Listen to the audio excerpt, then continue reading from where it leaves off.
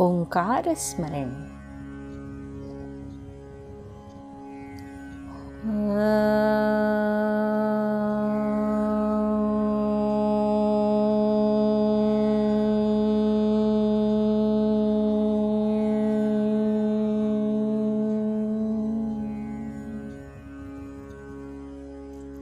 दोस्तों, आज की बहुत ही प्यारी सी बढ़िया सी शिक्षाप्रद कहानी का शीर्षक है राजकुमार की चतुराई। एक राजा था, उसके कई पुत्र थे। राजा जब वृद्ध हुआ तो समस्या आई कि उसके बाद गद्दी पर कौन बैठे।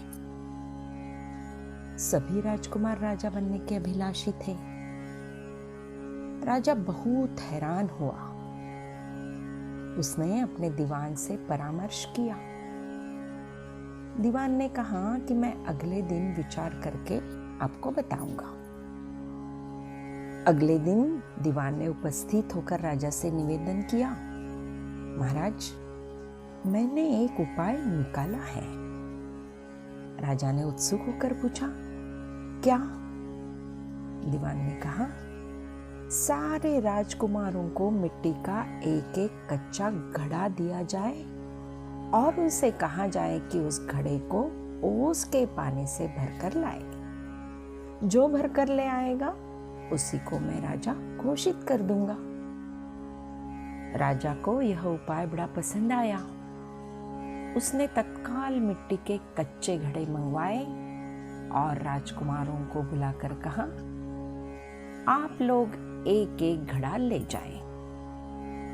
जो घड़े को ओस के पानी से भरकर लाएगा उसी को मैं राजा बना दूंगा।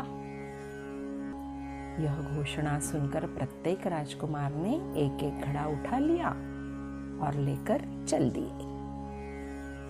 उन्होंने मैदान में जाकर ओस कण इकट्ठे करके घड़े में डालना आरंभ किया।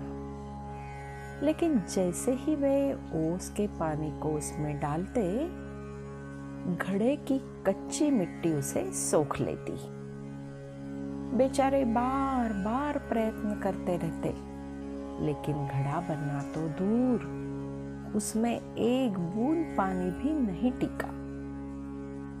राजकुमारों में एक राजकुमार बड़ी कुशाग्र बुद्धि का था।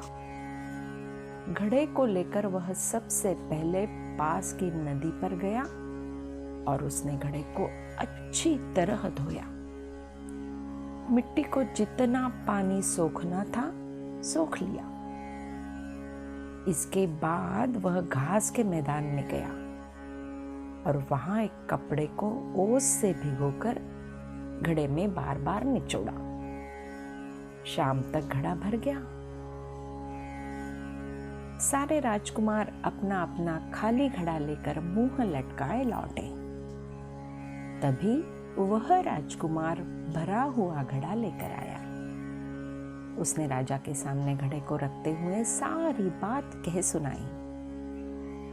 राजा उसकी बुद्धिमत्ता से बहुत खुश हुआ। दीवान भी वहीं मौजूद था। उसने राजा से कहा, राजन, इस राजकुमार में सूझबूझ है, होशियार है। राजा प्रसन्न होकर बोला, हाँ, यह असार में से सार ग्रहण करने की कला जानता है। यह राज्य को अच्छी तरह चला सकेगा। इसके हाथ में राज्य सुरक्षित रहेगा।